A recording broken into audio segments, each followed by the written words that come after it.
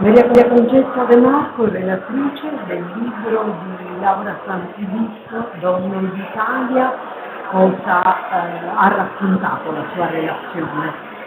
È un piacere partecipare alla presentazione di questo libro perché, come dico nella relazione, il libro è motivazionale, è un libro femminile, ci sono tanti spunti di riflessione a partire dalla copertina, per non parlare poi delle varie citazioni, tutte le esperienze delle donne che vengono intervistate, nonché persino i messaggi meno uranti alla fine di un'intervista, quindi tanto da dire, tanto da pensare, su cui riflettere.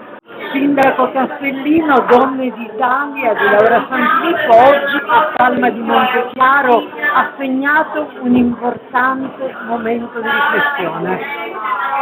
Assolutamente sì, oggi grazie alla Presidente Laura Sanfilippo e a tutti gli intervenuti abbiamo potuto fare un viaggio attraverso l'universo femminile, capendo ancora una volta le sue particolarità, le sue bellezze e le capacità, ma anche al contempo le difficoltà che la donna vive per affermarsi sia nel mondo del lavoro e nel mondo delle professioni, ma anche per essere tutt'oggi la custode del secolare domestico, quindi il doppio del lavoro, il doppio dello sforzo per raggiungere i traguardi che meritano. Come ho detto nell'intervento, sono innamorato dell'universo femminile ed è davvero stato un privilegio poterci confrontare su tematiche importanti che vanno dal femminicidio alla violenza di genere, alla capacità delle donne per poter poi essere anche noi uomini che in maniera atavica non siamo forse abituati a una donna così forte, invece dobbiamo abbracciarla perché è davvero la parte migliore dell'essere umano.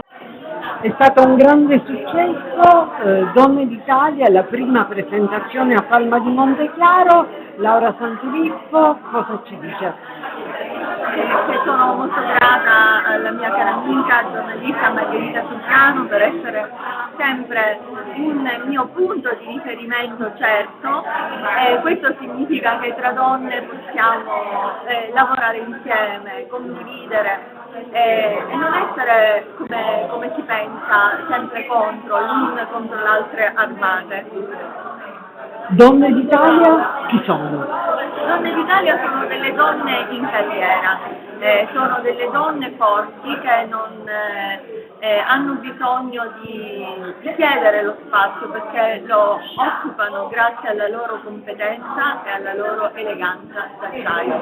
Dove le ha incontrate Laura Sanfilippo? Queste donne le ho incontrate in Canada, in Italia, in tutte le parti dell'Italia, nelle varie regioni italiane, ma soprattutto grazie al mio incarico all'estero come direttrice dell'Education Office a Vancouver, Canada. È un libro che parla delle donne e si rivolge agli uomini?